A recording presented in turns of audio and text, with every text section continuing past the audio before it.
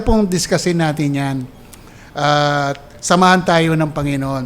Alam nyo mga kapatid, isa po sa dapat nating i-treasure ay ang gawa ng Diyos sa buhay natin. Kumbaga, dapat po natin itong pagyamanin. Ito ay malaking blessing sa atin na binigay ng Diyos. Ang tayo ay mabiyayaan ng kaligtasan at sa free grace upang makapagpatuloy tayo hanggang sa kaluwalhatian. So yun mahalaga po, pagyamanin natin yan. Paano ba natin pagyayamanin yan? Kumbaga, naalala ko kasi, marami ako nadidinggan pastor, ako po ay katoliko, kaya lang pabayang katoliko. So tayo naman, mga born again, wag naman sanang pabayang born again. So, ibig sabihin. Pero alam nyo, yung salitang pabaya, hindi dapat pumasok sa atin as a Christian Kasi tayo po ay dati patay sa spiritual, pero binuhay na tayo ng Diyos. Kaya nga, ang klaro, ang ating kaligtasan ay biyaya lang ng Panginoon. Kasi pagsasabihin katulad po ng dati kong kasama sa banda, nagdi-discuss kami, Pastor, ganito ang ang grace, kaloob ng Diyos. Hindi mapasa sa iyo kung hindi mo tatanggapin. Yun ang kanyang concept. Regalo ng Diyos, di ba, pag binibigyan ka ng regalo, mapapasa iyo pag kinuha mo. Pero sa pananaw ng Scripture, hindi po pwede. Kasi wala kang kakayanang mag-receive. Bakit wala pong kakayanang mag-receive? Patay. Maliwanag ang ginamit ni Paul, patay.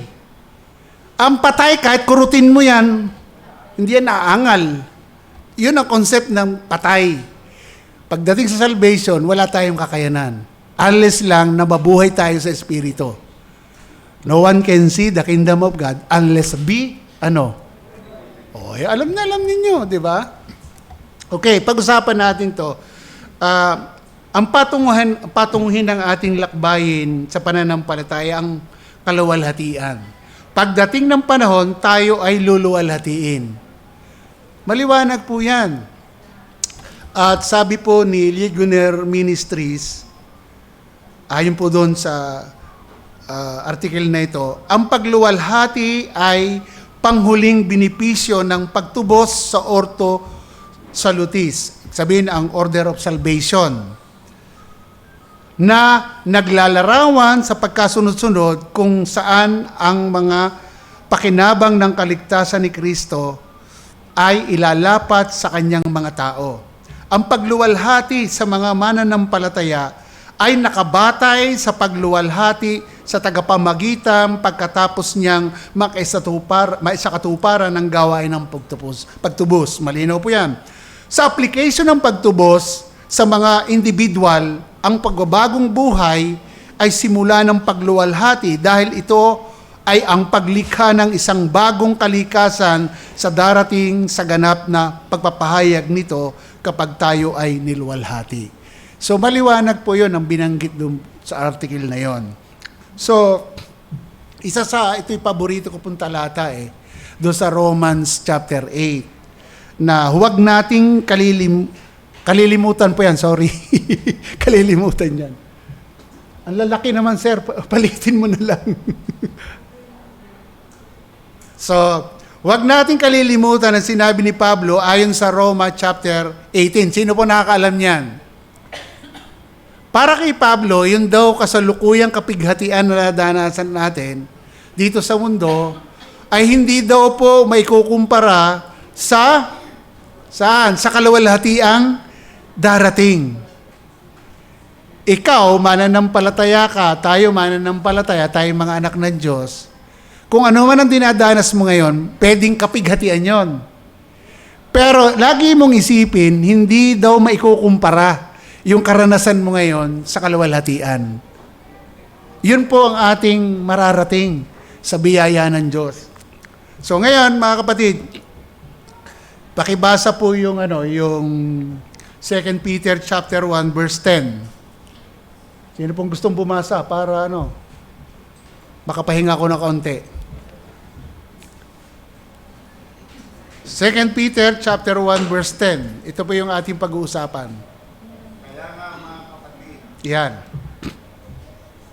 Lalong pagsikapan ninyo na, na patatagin ang pagkatawag at pagkapili sa inyo, kapagkat kung gawin ninyo ang mga bagay na ito, hindi kayo matitisod kailanman. Wow, di ba ang ganda? Sabi sa ESV, therefore, brothers, be all the more diligent to confirm your calling and election. For if you practice these qualities, you will never fall. Hindi tayo matitisod kailanman. Kaya nga mga kapatid, lalong pagsikapan ninyong patatagin ang pagkatawag at pagkapili sa inyo. Sapagkat kung... mali na yung ano ko doon. Ang sabi niya, sapagkat kung gawin ninyo ang mga bagay na ito, hindi kayo matitisod kailanman. So, napakaganda po ng talata. So, sa konteksto po nito, yung summary context niyan, nauna po rito, binalaan ni Pablo ang mga mananampalataya na ang pamumuhay ng walang katulad na katangian ni Kristong nakalista sa verse 5 to 7 ay ginagawang hindi tayo epektibo at hindi mabunga sa ating kaalaman kay Kristo. Kapag hindi daw, yun nakita sa atin, yung binanggit doon sa verse 5, hanggang 7. Mamaya, babasahin natin yan. Ang gayon daw pong mga tao ay naging tulad ng mga hindi mananampalataya na bulag sa espiritual na nakalimutan na sila ay pinatawad mula sa kanilang kasalanan. Verse 9 po yun. Hinihimo kayo ni Pedro ang kanyang mga Kristiyanong mambabasa na ipakita ang katotohanan ng kanilang pagkatawag at pagkahirang. Yun po ang pagkukumbinsi o pag-aanyaya ni Pedro. Hinihimok po ng verse 3 to 15, ang mga Kristiyano ay unawain na sila sa ngayon ay lubusang nasangkapan upang mamuno sa buhay kung saan sila tinawag ng Diyos. Dahil meron silang kagamitan o tools, dapat nilang gamitin ang mga tools na yon sa pamamagitan ng personal na pagsisikap. Yun po ay nandun sa verse 3 to 4. Ayan.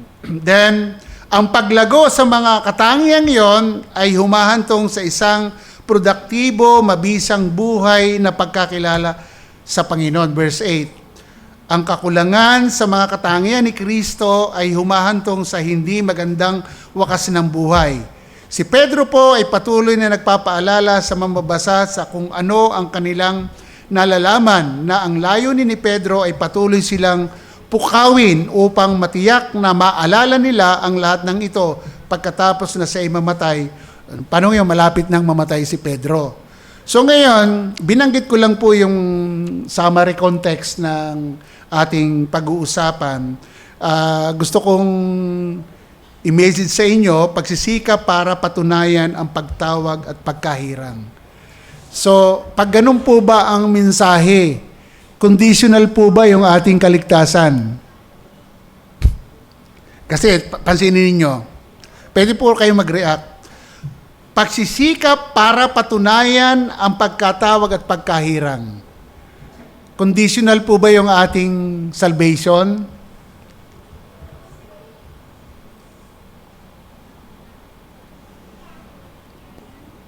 Ano? Sige, pwede po kayo magsalita. Kasi kung titingnan natin, pagsisikap para patunayan ang pagkatawag at pagkapili. At tawag sa atin, tayo iniligtas talaga ng Diyos. Yun ang tawag sa atin. Ngayon, conditional po ba pag ganun ang mensahe?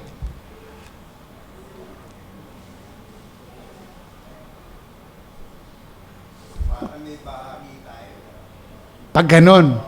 Pero sa talata, kung iugnay natin sa talata, para nag-isip tuloy kayo ngayon. Kasi, may verse po, to make your calling and election sure. Oh. Pag nagtanong mo na yung kanya pa, Opo. parang hindi, na parang po. Parang hindi, oo.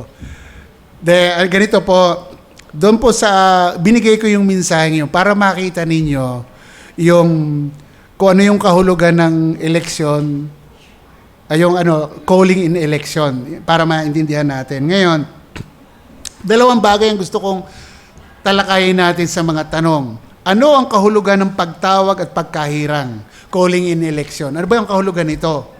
Then, ikalawa, paano natin matitiyak na pinili at tinawag tayo ng Diyos? Yun ang pangalawang tanong. Yun ang titingnan natin. Ayon sa talata, ha? So, una, ano ang kahulugan ng pagtawag at pagkahirang? Sa yung understanding natin sa calling in election. Ang pagtawag po at paghirang ng Diyos, ang ibig sabihin ni Pedro ay ang pagpili sa kanila ng Diyos para sa kaligtasan at pagtawag sa kanila para dito. Yun po yung ibig sabihin. Na tinawag tayo para sa kaligtasan. Maliwanag po yun. At dito po, sa paraan ng paggamit ng salitang eleksyon, sa Biblia po, ang mga tao ng Diyos ay pinili sa pamamagitan lamang ng isang boto. Di ba sa eleksyon maraming bumuboto? Sino bang naghahangad ditong kumandidato? Di ba, mangangalap tayo ng butante. Pero ang butante natin ay sino? Sino po? Ang Diyos po. Ang Diyos, kumbaga ang pagbuto na ito ay ibinigay bago nilikha ang mundo. Mula pa sa walang hanggan, pinili na tayo.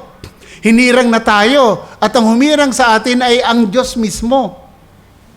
Hindi tao, hindi tayo. Hindi tayo nagtalaga. Hindi rin ito na sinasabi na kailangan magpakabuti ako, kailangan maging mabuting tao ko para ako mapili ng Diyos. Anong sabi sa Ephesians chapter 1 verse 4? Pakibasa po.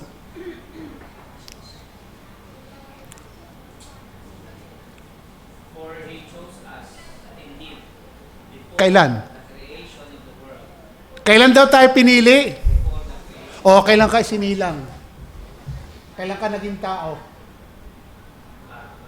Grabe ang kaalaman ng Diyos. Yung tinatawag na foreknowledge, di ba? Wala pa man anong bagay. Alam na ng Diyos. Pakiulit nga ulit, Brother Mark. Malakas. Ephesians 1:4. For He chose us in Him before the creation of the world. Pinili tayo sa Kanya bago pa tinatag ang mundo. Grabe po, di ba? 1 Peter chapter 1 verse 2. Who have been chosen, to God's elect, who have been chosen according to the foreknowledge of God. Ayun. Alam niyo yung foreknowledge, ang marami pong pagkakaintindi dyan. Kaya daw, ikaw ay pipiliin kasi nakita si Stepdema na may pananampalataya. Mabuting tao. Yun po kasi naalala ko, nung tayo charismatic pa, discussion between yung konsepto ng Reformed teaching, then konsepto ng Armenian understanding doon sa foreknowledge. Ang foreknowledge sa ibang like ng Armenian, ang foreknowledge, nakitaan ka ng kabutihan, kaya ka pipiliin ng Diyos. Pero yung sa Reform, foreknowledge, wala pa man ang wala. Alam na ng Diyos yun. Kung sino yung kanyang pinili. Sabi nga, before the foundation of the world, pinili na tayo eh.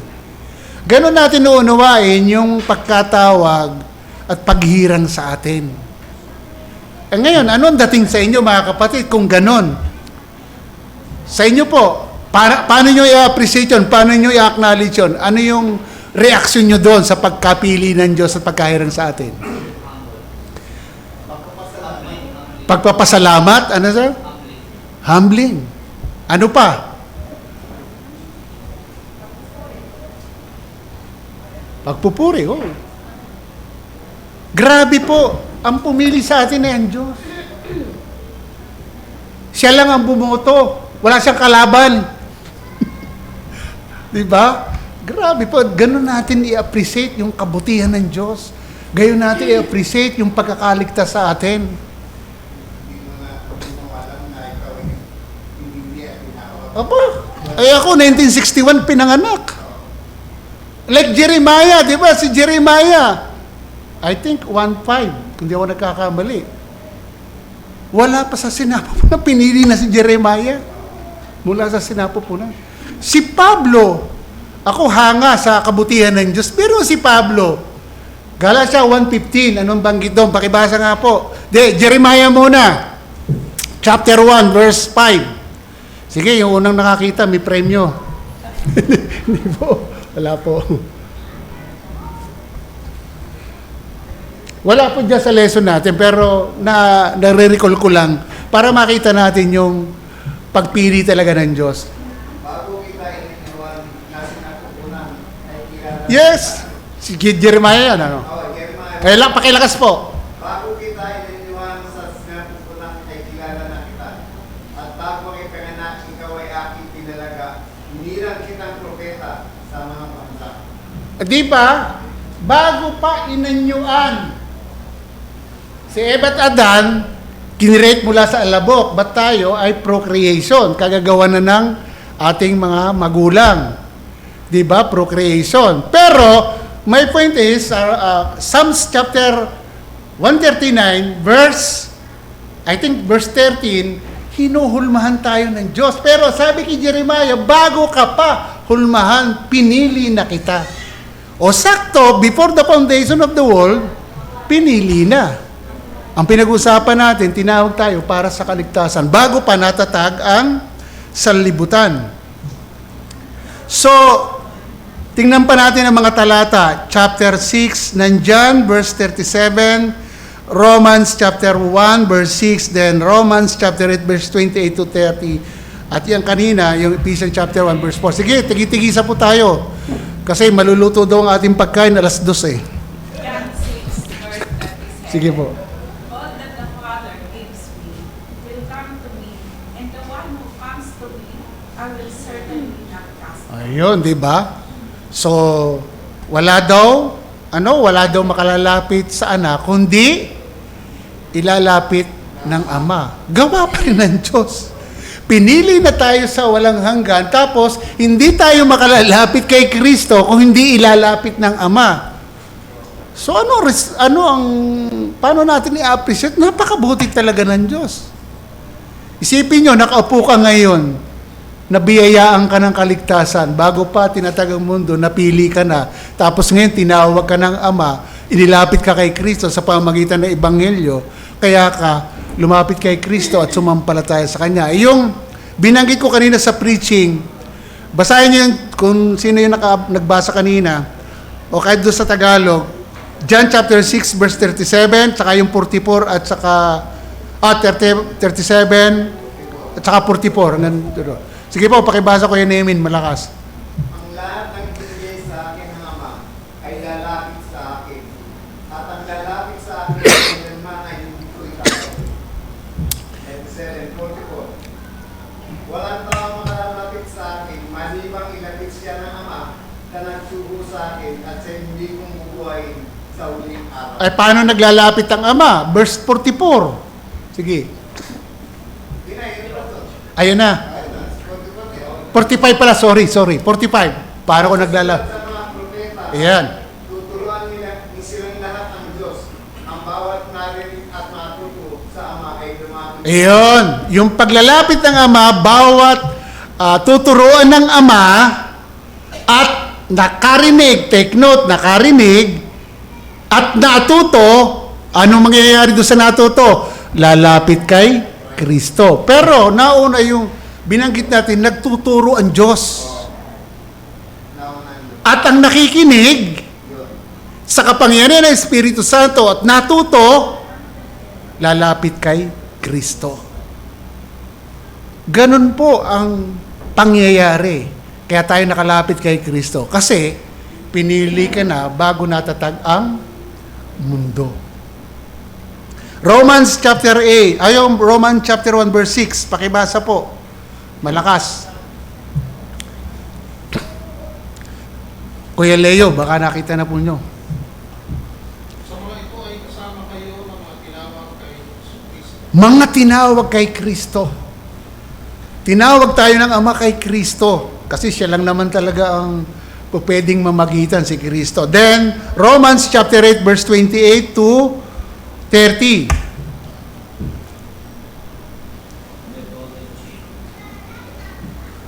Okay, laksan lang po ninyo. And we know that in all things, Where? God works for the good of those who love Him, who have been called according to His purpose. Iyon. For those God foreknew, He also predestined to be conformed to the image of His Son, that He might be the firstborn among many brothers and sisters. And those He predestined, He also called. Those He called, He also justified. And those He justified, He also glorified. Merong paggamit dyan si Pablo, past tense na ginamit yung huling bagay. Hindi pa man tayo naguguloy pa, pero binanggitan ni Paul yung glorified, past tense ang ginamit, di po ba? Grabe ang ang plano ng Diyos, di ba? Parang ang dating ko, pag ako'y nakaupo, halimbawa nakaupo ko diyan, parang na-stir up ako ng kagalakan. Panginoon, salamat dahil sa dami, ilang population dito sa Quezon City, di ba? Ang dami. Ang daming tao sa mundo, pero isa ka na nandito, na nabiyayaan, di ba? Okay. Yung Ephesians chapter 1, nabasa kanina ng verse 4 hanggang 6, pakibasa po. Ephesians 1:4-6. Sige po, malakas po ate. Sa pagkapili niya sa atin, sa kanya bagoy na kalansangitan, upang tayo maging banal at walang lumis sa harapan niya sa pag-ibig. Okay. Tayo tinalaga sa pagtutok upang maging kanyang mga anak sa pamamagitan niya sa Kristo, ayon sa kagulingan ng kanyang kalooban. And 6, para sa ikapupuri ng kanyang malwalhati biyaya na ikinagkaloob niya na walang bayad sa atin sa pamamagitan Ganda naman nun, ano? Grabe, ano? Pero wag natin kalilimutan yung verse 4, ha? Pinili tayo before the foundation of the world. Ano ang purpose? Maging banal at walang dungis. Yung pagiging walang, yun ang plano eh, yung pagiging walang dungis. May dungis pa tayo kasi meron pang pananahan ng kasalanan. Pero yun ang takbuhin. Pagdating ng panahon, maging perfect tayo. Ito yung tumanim sa isipan natin, mga kapatid. Pinabanal tayo ng Diyos sa pag-aali ng buhay ni Kristo. Hebrew chapter 10 verse 10. Ginawa tayong banal ng Diyos sa pamagitan ng pag-aali ng buhay ni Kristo. Ikaw na ginawang banal, dati na sa kadiliman, di ka matuwid sa harapan ng Diyos, pinaging matuwid ka, binanal ka ng Diyos. Ito yung lakbayin natin. Tayo na justified by faith alone in Christ, then tayo po ay inilagay sa proseso ng ano? Matapos ka ma-justified, saan ka inilagay? Ano po? Sanctification, pagpapabanal. Alam ba ninyo, pag ikaw ay lumalakad sa kabanalan, in-accept mo yung sanctification, pagpapabanal, answer prayer si Christ. Saan nakikita yun? John 17. Ayun, tama. Verse. Nakalimutan ko yun eh. Hindi, 17. Pakibasa po dyan, 17. Prayer na po ni Christ sa mga alagad. And tanong, kasama ka ba doon? Oh, alam ni Brother Mark, di ba? Hindi lang ang pinagpipray niya yung kanyang mga alagad, kundi yung mga maniniwala sa kanya. Pakibasa po, 17, verse 17. John. Ate Gemma, pakibasa malakas. 17, verse 17, pakabanalin mo sila sa katotohanan, ang salita mo'y katotohanan. Iyon, sinasanctified tayo every day through the Word of God. Kaya habang nagbabasa ka, nakikinig ka, meditate ka ng Word of God, di mo napapansin, oops, ang sama pala ng ugali ko dito, mali pala ito. Sabi ng Biblia, di pala dapat ito. Sinasanctified ka doon. Tinutuwid ka ng Word of God. Di ba? Pero answer prayer si Christ kapag lumalakad ka sa kabanalan. Kasi kasama ka. Saan bahagi yung Brother Mark? Verse 20 and 21. Ay, pakibasa, malakas. My prayer is not for them alone. Yes. I pray also for those who will believe in me through their message. Yes. That all of them may be one. Father, just as you are in me and I am in you, may they also be in us, so that the world may believe that you have sent. Okay. So, mga kapatid, maliwanag po yan. Ang mga apostol, gospel bearer yan. Hindi sila naging tamad na apostol. Hanggang sa kamatayan, pinaglalaban nila yung ebanghelyo. Pero yung mga sumunod sa kanila, hanggang sa henerasyon by henerasyon, inabot tayo. Kung sino man na nagbahagi sa inyo. Di ba? Dahil sa prayer yon ni Christ. So mga kapatid, ang point natin, ang katiyakan ng ating katayon sa harapan ng Diyos ay tiyak. Ngunit kailangan itong patunayan sa ating buhay. Patunayan sa ating buhay. Redundant yung natin. Sige. Patunayan natin sa ating buhay, di ba? Kasi proud tayo magsabi, ako ay born again. Masabi ko nung araw bago ko born again. Ito sa pag-isip ko. Born again ako, pero mapapatunayan mo pag nasasama mo ako. Nakuha niyo ito sabihin? Maraming proud na born again, Christian, pero dapat may evidence. Solid foundation ng ating salvation ay si Christ, di ba? Pero dapat may evidence. May ebidensya sa ating buhay na talagang tayo binago ng Diyos. Patuloy na binabago. Okay. Hamon, lubos tayo magpasalamat sa Diyos na tumawag sa atin at pagkahirang na niya sa atin at ito ang dapat mag-motivate sa atin upang maging masigasig sa pamumuhay sa kabanalan. Maging masigasig.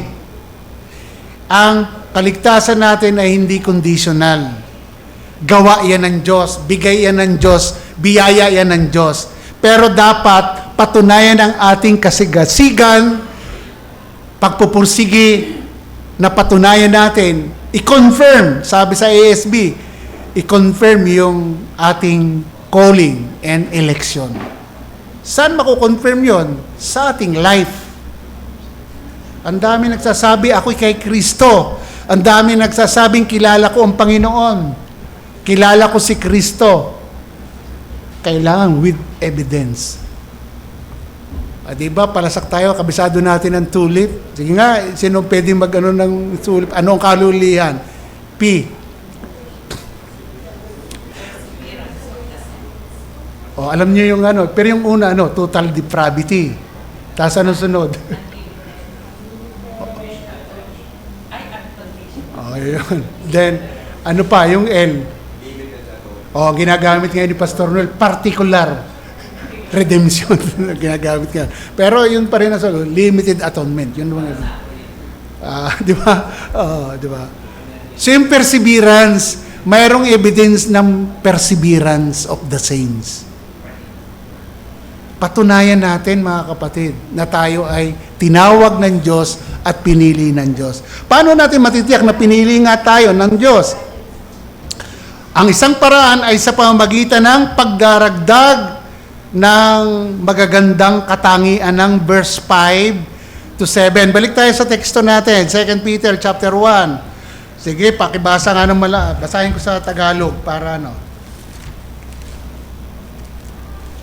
Yung binanggit natin kanina sa background, sabi ni Peter, kung hindi daw makikita yung katangian ni Kristo doon sa verse 5 to 7, medyo may problema ang ating pagkakilala.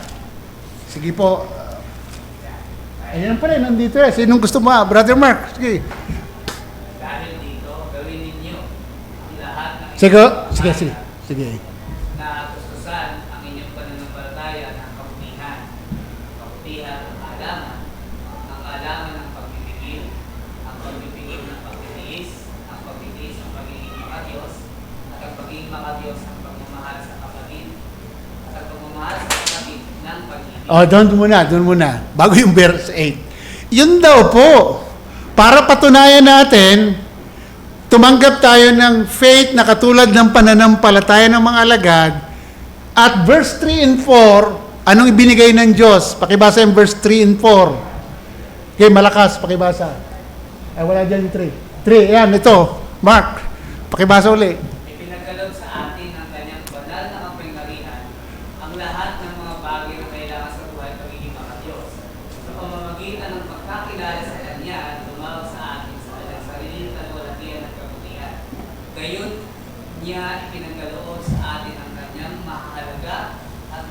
bilang pangako upang sa pamamagitan ng mga ito ay makatakas kayo sa kabulukang nasa sanlibutan dahil sa masamang pagnanasa at maging kabahagi kayo sa likas. Dahil meron na tayo niyan, yung verse 3 and 4, ano kailangan? Idagdag daw. Kailangan natin ang anong tawag dito sa math? Additional. Addition, di ba? Add, di ba? Mga kapatid, pero yung nabanggit mula verse 5 hanggang 7, ano po yun? Anong uri po yun ng pamumuhay? Correct. Pamumuhay sa kabanalan.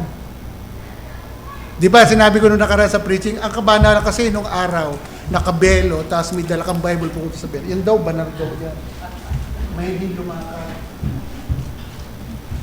Hindi po ganun ang kabanalan. Binabago yung panloob nating pagkatao at kayang mabago kasi hindi na tayo alipin ng kasalanan. Gaya sa preaching kanina, merong power yung Holy Spirit para tanggihan natin yung mga makasalanang pag-uugali. Napakabuti naman ng Diyos. Pinili na nga tayo tapos siya lahat ang nagsusustain. Di ba? Mga kapatid, tayo hindi dapat tayo maging tamad. Hindi tayo Kristiyanong pabaya. Di ba yung mga anak natin?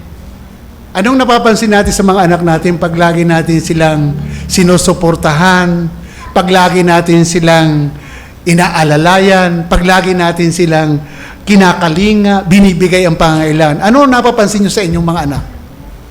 Sige nga po. Po? Di naman.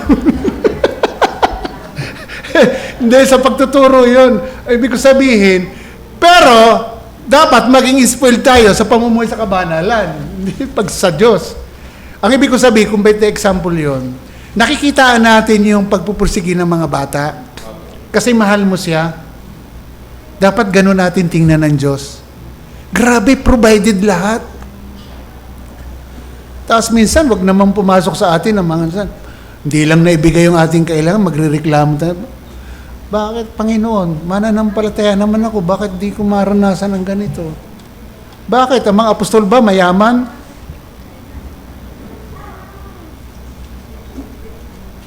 Minsan kasi, dahil tayo minakikita sa mundo, kaya minsan nakakadama tayo ng inggit. Mananampalataya naman ako. Bakit? Tandaan ninyo si Asap, muntik ng nadulas. Kasi tumingin siya sa yaman ng ng mga di mananampalataya. Pero nung pumasok sa santuaryo ng Diyos, naintindihan niya, parang ipaparaphrase natin, hindi pala ako dapat mainggit sa mga makasalanang yumayaman kasi ang ending nila kapamakan . Kaya sabi niya, wala na siyang inisip kundi ang Diyos na nasa langit. Kaya bahagi na ng kanyang buhay, araw-araw, ay ang Diyos ang kanyang kalakasan. Maging portion natin ng Diyos. So mga kapatid, yun po.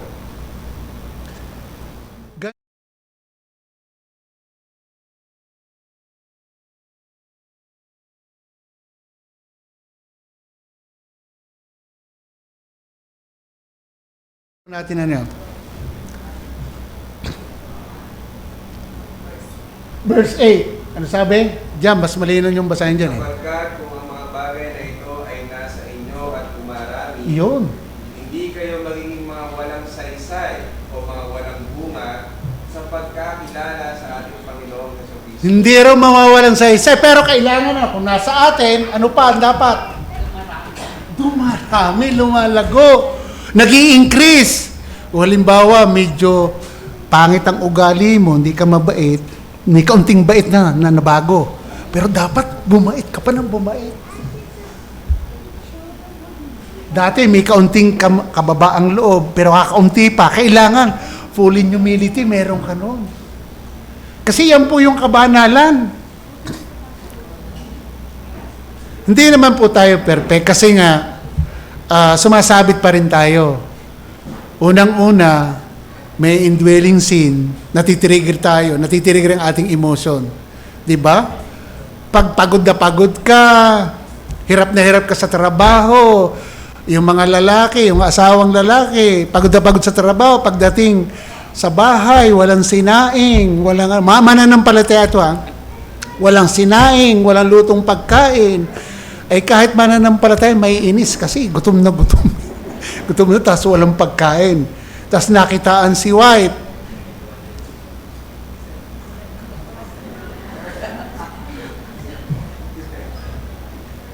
Nakalimutan magluto. Ay, sorry daddy, nakalimutan ko. Kasi ang ganda ng pinapanood ko eh. Ang sabi, mag-increase, dumami. Para daw hindi mawalang kabuluhan ng pagkakilala. Sa biyaya ng Diyos, nakilala natin ang Diyos. Nabiyayaan na tayo ng understanding kung sino talaga ang buhay na Diyos.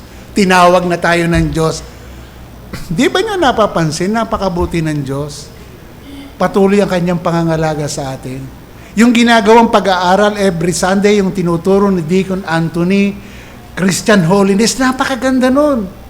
May nagtanong sa akin sa Sumandik, Pastor, hanggang kailan po ba yung, hanggang, ano bang number ang topic natin? 150. Hindi pala ako makaka-uwi sa Manila. Kasi sinusubaybayan niya yung lesson na yun. Grabe po yung pag natapos natin yun. Baka tayo nasa langit na. Dahil mga kapatid, seryosohin natin. I-confirm natin yung pagkatawag at pagkahirang sa atin. Sa ating pamumuhay. Ang sabi diyan, kung ang Diyos ang tumawag at pumili sa atin, dapat itong mapatunayan sa ating lakarin sa pananampalataya. Maging tapat sa pagsisikap, sa pamamagitan ng pagdaragdag ng mabubuting katangian yon, mas nagiging sigurado tayo na pinili tayo ng Diyos.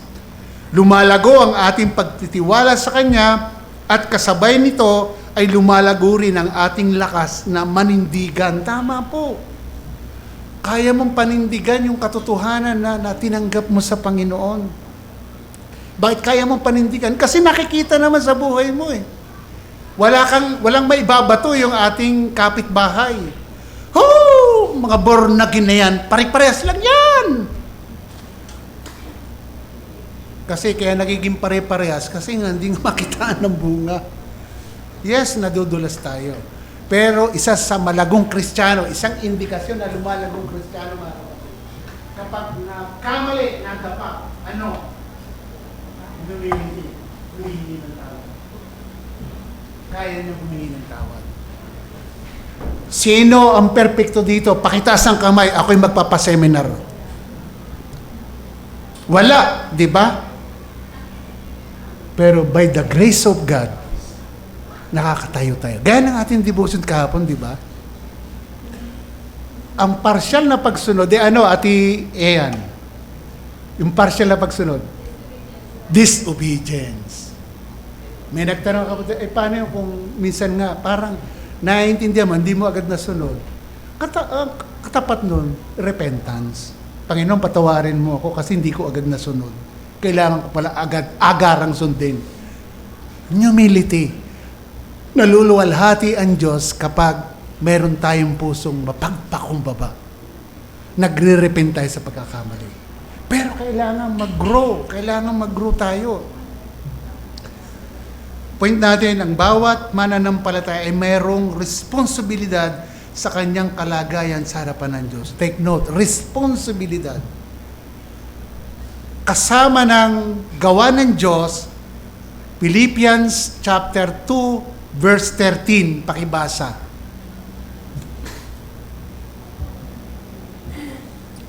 Hindi maitatanggi ang ating responsibilidad. Sige po, pakibasa. Malakas.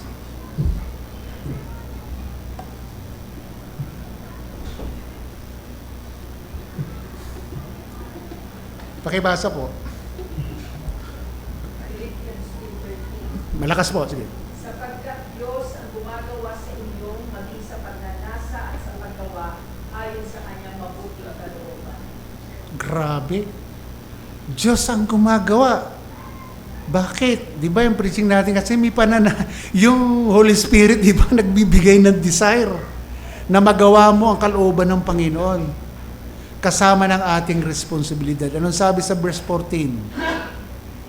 Kaya wag na tayong Do all things without grumbling or disputing. ayaw all those things. Sa verse 12 yata yung ano. Okay. Salamat kapatid. So, mayroon po tayong responsibilidad mga kapatid. Sa mga nanay, tanungin ko mga nanay, pagising nyo sa umaga, ano agad ang iniisip? Mananampalataya, context na mananampalataya, ha? Naku po, tinanghali ako ng gising, magluluto pa ako. Ang tatlong anak ko, magkakasikaso, handa akong pagkain, di malaman kung ano. Nakalimutan na makipag-usap sa mahalagang kailangan kausapin. Sino yun? Ng Diyos. Na-experience ng mga nanay, tama po ba? Sasabi, ay, mamaya na lang kasi pagkapasok ng mga bata, saka ako. Ay, nakita sa cellphone, ang gaganda ng palabas.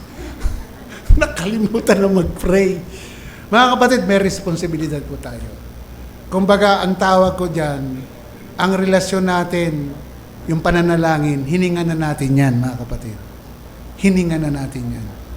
Pagising pa lang sa umaga, unahin agad ang Panginoon. Mag-meditate ng ulo.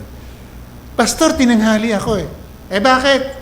Ang ganda ng teleserye kasi tapusan na eh, mga alas 10 na yun. Napasarap ang tulog, tinanghali na.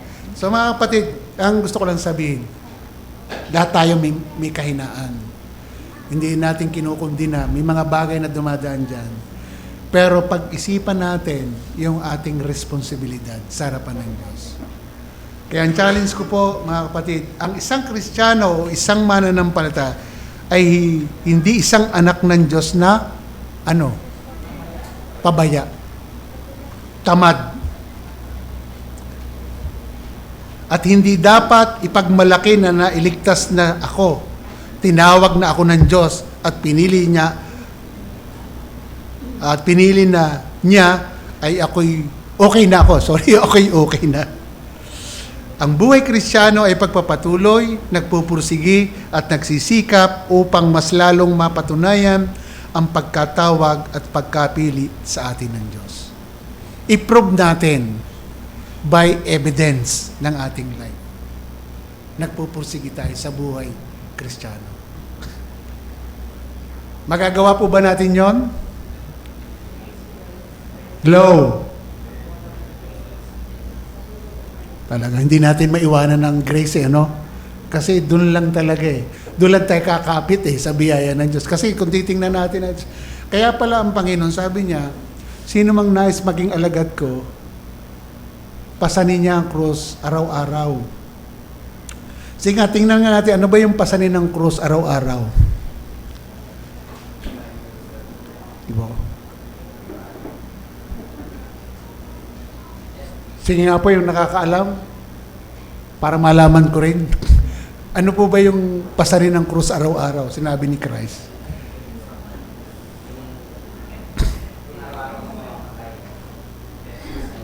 Self-denial. Kasi hindi pwedeng problema Ibig sabihin ba, papayag ka, araw-araw may pasang kang problema?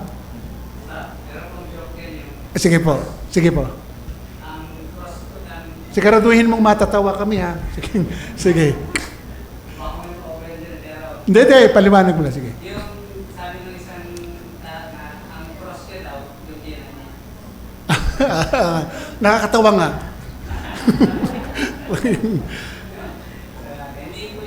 Hindi yun. Kasi may mga time na nandyan yung mga maganda kong bianan. Si Nanay Ellen. Wala namang perfectong bianan, di ba? Pero hindi araw-araw yun na may pagkakamali. Lahat naman tayo nagkakamali. Self-denial, pasanin mo, mamatay ka sa iyong sarili.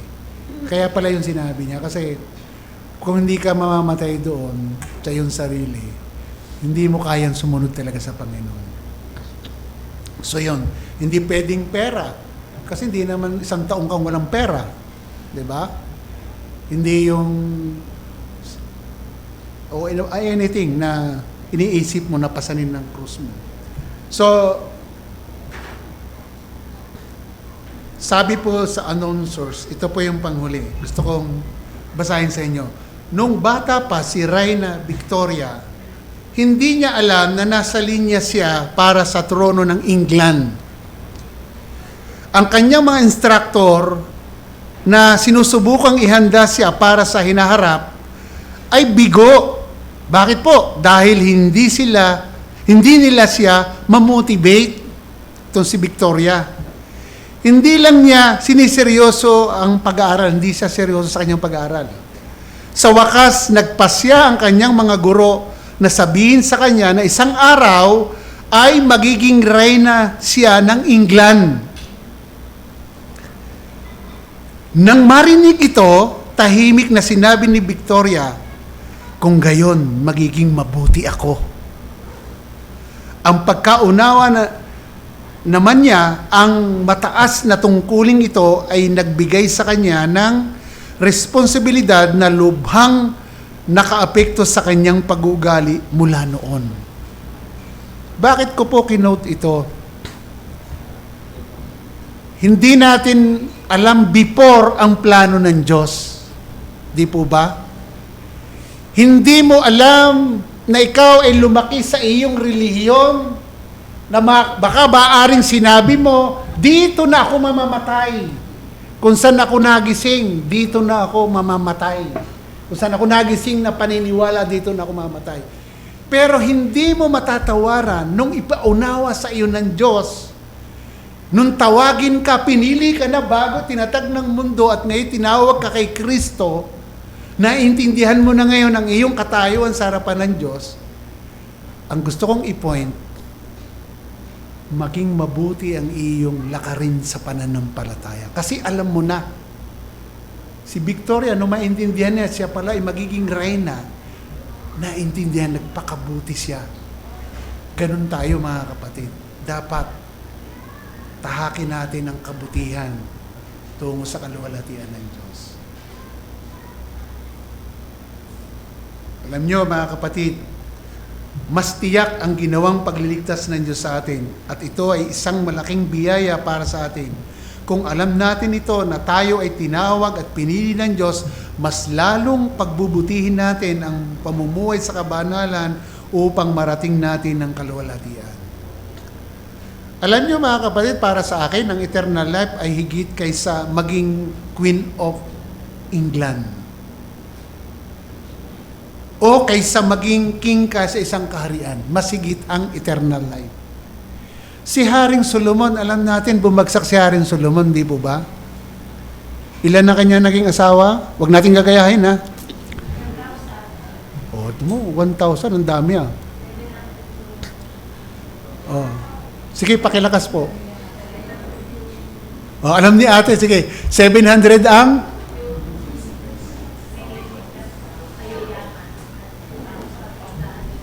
Umatal sabi sa 1,000. Alam, natuto siya, di ba? Natuto siya. Sa mga ngaral, kung babasahin nyo, ang sabi niya, all things is vanity without God. Pero yung huling bahagi, yung conclusion niya doon sa mga ngaral, basahin nga natin ito, yung panghuli na natin to. Mga ngaral, kaya nabanggit ko, masigit ang eternal life. Kasi si Solomon, napakayamang hari, bumagsak, natuto siya, nakita niya ang lahat ng bagay, ay walang kabuluhan kung wala ang Diyos, nag-ending siya sa eternity. Pansinin niyo yun. Mga ngaral.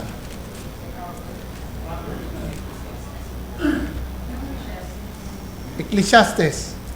Amen. Wala yatang Ecclesiastes dito sa Bibliang to.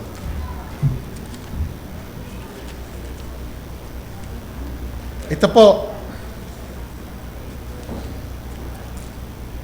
Ako na lang po ang babasa. Pakinggan nyo mga kapatid. Mahirap pagbago. Okay po.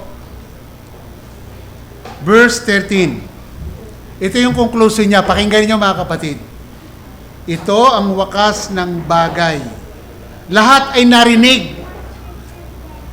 Matakot ka sa Diyos at sundin mo ang kanyang mga utos sapagkat ito ang buong katungkulan ng tao. Ito yung gusto kong idiin, yung verse 14.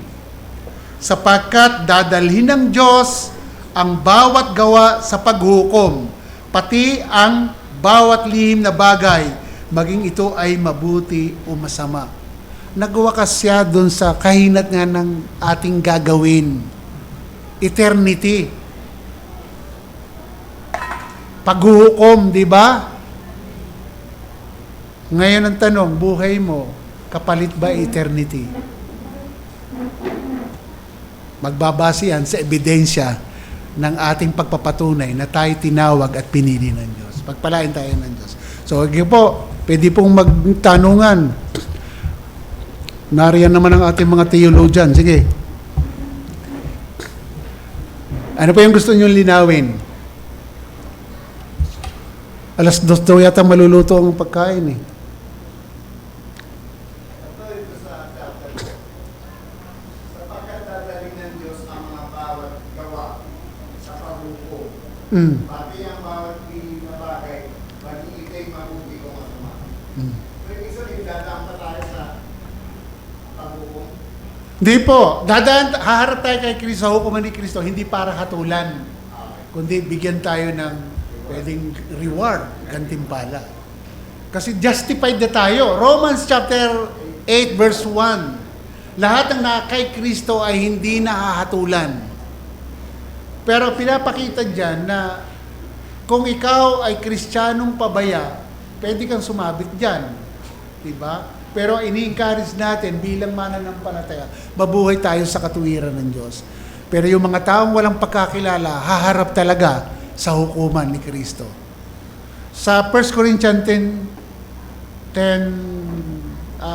chapter 5 verse 10, pakibasa po.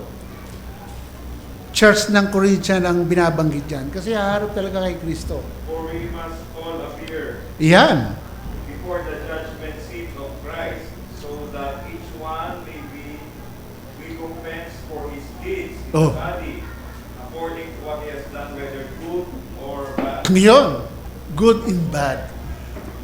Tayo ay nasaan linya tayo? Good. Kasi pinabanal na tayo ng Diyos.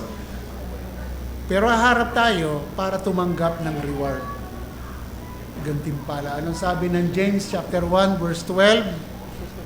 Pakibasa po. Kung di ako nagkakamali. James chapter 1 verse 12, kung di ako nagkakamali.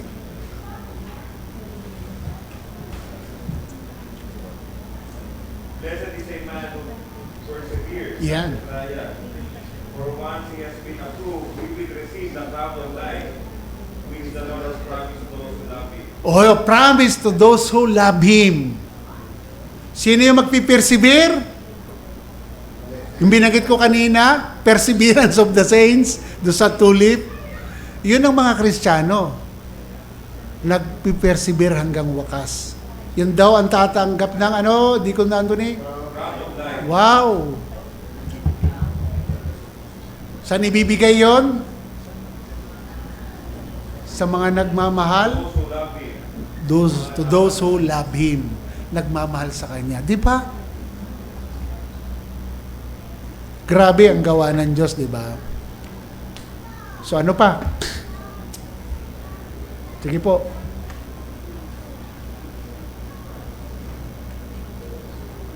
Pakitanong nga kung ilang oras pa yung pagkain. Sorry, ganun.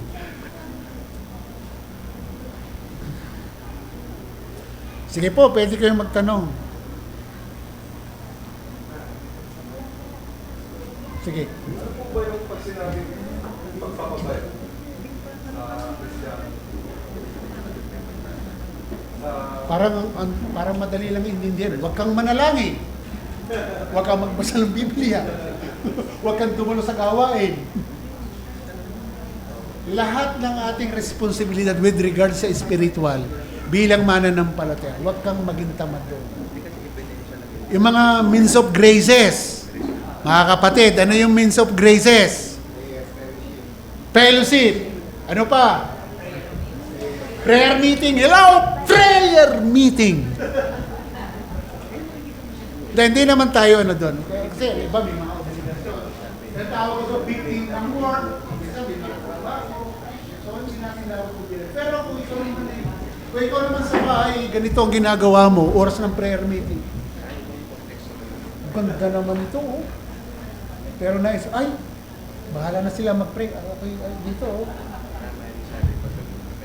Kasi, unang-una, yung mga covenant na hindi ko naman natin na kung wala din lang, hindi tayo victim na mga okasyon natin, tapos wala naman tayo ginagawa sa bahay, makiklim po kayo sa prayer meeting. Means of grace. Di ba napakabuti ng Diyos? Pero sabi sa Hebrew 10:25, huwag kaliligtaan ng mga pagtitipon, huwag kakaligtaan ng pagtitipon, gaya ng ginawa ng ilan. Kasi panahon yun, hindi gumagawa eh. Mahina talaga ang tao ito. Pero ang gusto ng Diyos, lagi tayo na sa Diyos. Hindi ba natin matuloy? Kasi may mga problem na tayo. Pero maging desire natin na maging mauhaw tayo sa pagdalo. Lalo na po ang Lord's Day. Sunday, na magsamba. Di ba?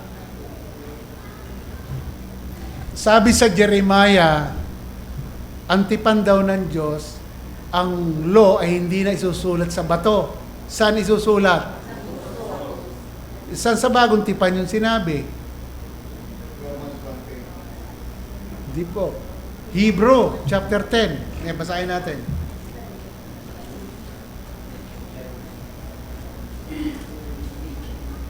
Yung Lord's Day pinag-usapan natin. Kasi iba, yung 1 to 3, okay.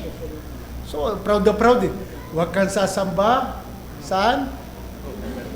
Yung unang law, ano ba yung unang law? 10 Commandments? Huwag magkakaroon ng ibang Diyos. Tapos pangalawa, ano?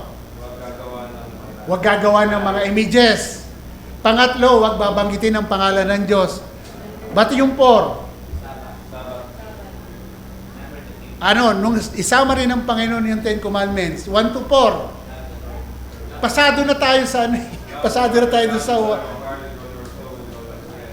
binanggit na buo, di ba? Pero hindi dapat maniglik ito ng mga born again. Kasi ang pakikipagtipan na ng Diyos, hindi na isinulat sa bato, kundi sa puso na. Once na ikaw ay na born again, hindi ka na bandage ng law. Sabi ni James, masaya mo nang susundin ang kautusan ng Diyos. Ano sabi sa verse? Chapter 10, ang verse, I think 16 yata yun. Okay, ito. Ito ang tipan na aking gagawin sa kanila. Pagkatapos ng mga araw na yon, sabi ng Panginoon, ilalagay ko ang aking mga kautusan sa kanilang mga puso at isusulat ko ang mga iyon sa kanilang pag-iisip. Kung tayo born again, kung tayo binago ng Diyos, buhay na tayo sa Espiritu, nakasulat na yon, hindi na tayo bandage ng law. Kundi may joy na tayo. Sinama rin ng Panginoon, yung 1 to 4, ibigin mo ang Panginoon mong Diyos ng buong puso at buong kaluluwa. Talagang buong buo. Walang partial. Means of grace is Lord's Day. Huwag po nating pabayaan. Ganito po, hindi ko naman dinaan. Kasi mga kapatid ko, binigyan ko ng linaw ka. Dati kasi sa Sunday, pag araw ng linggo, minsan nag-preach ko. Tawag ng tawag na araw. Kaya hindi ko na dinadala sa araw. Noong minsan kinausap ko na parang kapatid, ganito ako bilang mag-preach sa Panginoon. Pag Sunday, huwag kayong tatawag. Kaya ginagawa ng mga kapatid, Manong kasi tawag ako sa Manong, tapos ka na. Kaya ganito, tapos ka na. Siyempre, pag mga alas 5, yan, tapos na tumatawag. Then, pag may occasion, nakakatuwa naman, minsan gusto nila lagi tatapat ng Sunday, pero hindi nagagawa niya. Ako nung kasal ng pamangkin ko, sabi ng kunsiyar kong kapatid din, sabi niya, ay, si Manong, Kaya ginawa nila ng Sabado, wala akong maka-attend yung kasal. Kasi ayaw nila wala ako doon. Usually, ang kasal sa Batangas ay araw ng linggo. Dapat iklaro natin, pag nasa church tayo, silent yung cellphone, ganon. Kasi para ano yun, priority natin kasi means of graces yan. Lord's Supper, yan. Dapat hindi tayo nawawala. Pero may mga pangyayari na minsan talaga hindi tayo nakakadalo. So yun po mga kapatid. Wag nating ganon, yun, naiwan natin tanong ni Brother Albert, yung tanong mo na yun, yung mga kaparaan ng biyaya. Pag pinabayaan natin yun, pabayang born again. Ang hirap, sa mampakinggan, pabayang born again. So hindi dapat, sige, Brother Anthony. Sorry yung kanina yung sa 2 Corinthians 5:10. So, yung kasi nung una, parang hindi pa naiintindihan nyo, ang dating sa akin parang ako. Oo. Kasi, Haharap ka pa eh. yung gospel, hindi ko pa naiintindihan, Oo. parang hindi pa talaga ganun kalalim. Pero sinasabi ng Panginoon, lahat ng natin Kristo, lahat ng sumasalataya kay Kristo, diniligtas ng Panginoon, Wala sa kasto. So, etong 2 Corinthians 5:10, dapat to, ang motivation Yes. na ikaw ay gumawa ng Mabuti. yung means of grace, lalo mo Mm. napabuhay ka doon, na pagharap mo sa Panginoon, ipagsusulit mo yung mga gawa mo na yun. Hindi sa something na kaya ka gumagawa nito kasi takot ka. Takot. Kasi dapat wala na yung takot dahil Wala na. wala na ng binura na lang ni Kristo ang iyong pagkakautang Hindi ka na sa condemnation Wala na. So, ang motivation ng 2 Corinthians 5:10, dapat talo kang pamuhay dahil sa ginawa sa'yo, ikaw ay tinanggap na ng Panginoon at meron kang reward. Parang yung meron kang konti sa sinalihan. Oo. So, syempre, kaya ka tumatakbo dahil meron kang hinihingi na reward. Pagtapos ng contest, May reward. bibigyan kayo ng kung gano'n ka Ganti mo. nag-perform, di ba? So, habang tumatakbo ka, hindi ka tumatakbo dahil pagdating mo sa dulo, pagkagalita ka dahil hindi ka magaling tumakbo. Hindi ka mamomotivate to. Pagkagaling ang isip mo na magagalita ko. Pagkarap ko, magagalitan ako kasi mabagal ako tumakbo. Hindi yun. Hindi po rin ang ibig sabihin. Free na tayo doon. Yung sinabi itong judgment seat of Christ, ito yung parang pagdating mo ng finish line, haharap ka para ikaw ibigyan ng Reward. So hindi ito something na dapat natatakot ka sa pagdating mo doon, Yes. pagkakalitan ka. Exactly So, kaya, yun. of course, baka hindi ka tanggapin. Parang gano'n. Tsaka yung maliwanag yung Romans chapter 8 verse 1. Kasi kapag gano'n, babalik tayo sa preaching kanina, Oo. simula sa spirito, babalik Tatapos tayo. sa laman. Tatapos sa laman. Okay. So, thank you. Klaro po yun, mga kapatid. Wala sa isip ko yung gusto kong sabihin. Sige po, sige po. May nabasa po kasi ako na nang bigyan tayo ng biyaya ng Panginoong Diyos, ay binigyan ng faith, ay binigyan niya tayo ng for eternity makakasama natin siya. I read somewhere na ang Sunday ay isang silid ng fellowshipping with Him. Yes. Ngayon, kung yung isang araw, na yun, tamad kang pumunta. Will you still be waiting sa eternal life with Him? Tama. Kung lahat ng means of graces, pinapatamaran mo, kinuuna mo yung ibang bagay, will you still be looking forward to meeting with Him? O yung pagkamatay mo, wala kang magagawa, you will with Him. Kaya that's now how amazing our God.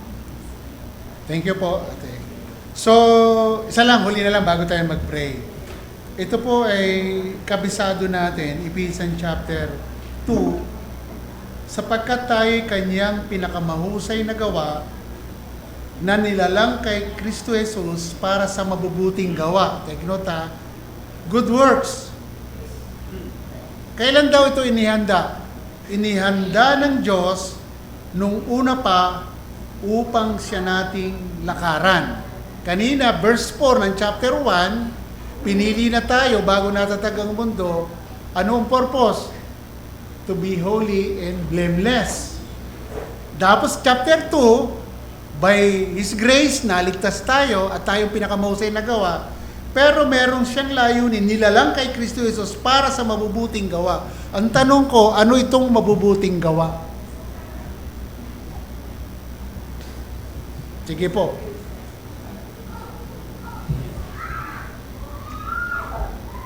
Nag-isip tuloy. Ay, sige. Basta limanin sa business, bahagi po naman. Pag ginagana po, yung tong sa, yung sa Ephesians chapter 2 verse 10, yung mabubuting gawa, nakalaan sa inyo para siya nating lakaran. Paraan yun mga kaparaanan ng biyaya yun. Paraan yun. Pero yung binabanggit dito sa Ephesians chapter 2 verse 10, yung nakahanda, nakalaan, bago pa natatag ang mundo, para sa mabubuting gawa na dapat ninyong lakaran. Ano yung mabubuting gawa? Ha? Yes. Kabanalan. Bisa inisip mabuting gawa. Palagigay ka. Saan papasok yun? Yung relisyon. Hindi pala siya. Ano sabihin nga po?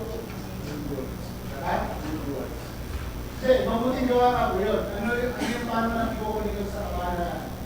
Yung palagigay ka. Kindness. Yes. Mapalit ka. Fruit of the Holy Spirit yun, di ba? Ngayon, ano yung mabuting gawa mo? Kausap mo? Ability, ano mabuting gawa mo doon? Ability na kausap mo, aklesa, nakakasagot sa salita. Ano yung good words doon? Paano response doon? Yes, pwede? Self-control. Self-control. Tawanan yun. Yung self-control, tawanan naman yun. So doon tayo naka-design.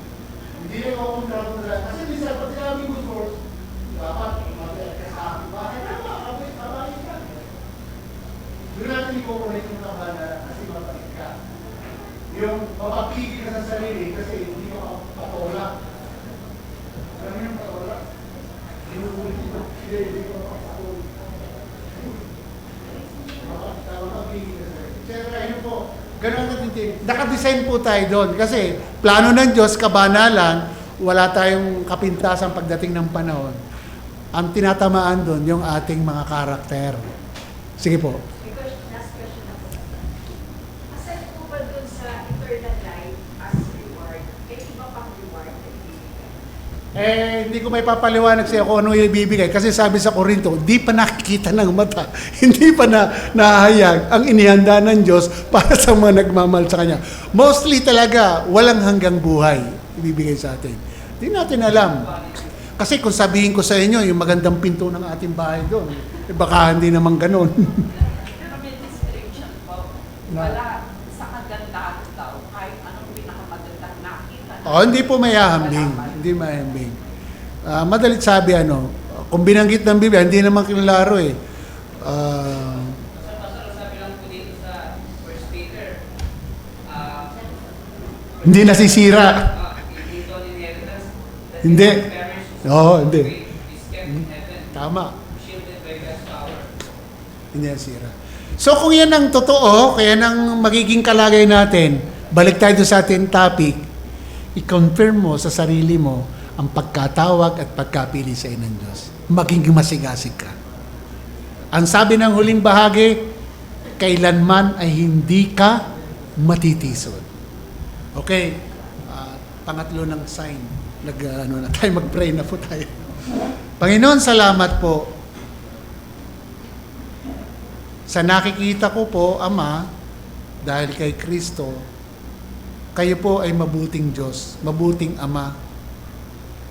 Dahil kayo na nga po ang nagbigay ng kaisa-isang bugtong na anak na ang motivation ay dahil mapagmahal kayo, ibinigay ang kaisa-isang bugtong na anak. At kami po na nandito bilang makasalanan, dapat diretso na kami sa impyerno dahil makasalanan kami. Pero nagawa po ninyong ibigay ang kaisa-isang bugtong na anak. At sa kanyang ginawa sa krus ng Kalbaryo, ang mabuting balita ng kaligtasan ng Ebanghelyo, kami po ay inyong mga tinawag. Nagkaroon kami ng buhay, nagkaroon kami ng kamalayan sa pagkamakasalanan at sumampalataya sa inyo, At ngayon kami po ay mga anak mo na pinawalang sala, na hindi na kinukundina, hindi na kami mahatulan. Pero kayo po ay mayroong nais sa aming mga buhay. Tulungan niyo po kami, ayon kay Pedro, na patuloy naming patunayan sa paraan ng pagiging masigasig sa pamumuhay sa kabanalan, upang dumating ang panahon, anuman ang aming pagdaanan dito sa mundo, hindi kami matisod kailanman. At papasok sa verse 11, papasok kami ng maluwag sa inyong kaharian dyan sa langit. Purihin po ang inyong pangalan. Ito po ang aming dalangin, at sinasama rin po namin sa aming panalangin ang aming tanghalian ngayong umaga. Salamat po, ngayong tanghali, salamat po sa mga nagporsigi ng mga magluluto ng aming pagkain. Salamat po, pagpalain niyo po sila. Nawa yung kanilang ginagawa ay patuloy kayong maluwalhati. Salamat po sa umagang ito. Ito po ang aming dalangin sa pangalan ni Jesus. Amen. Salamat po. God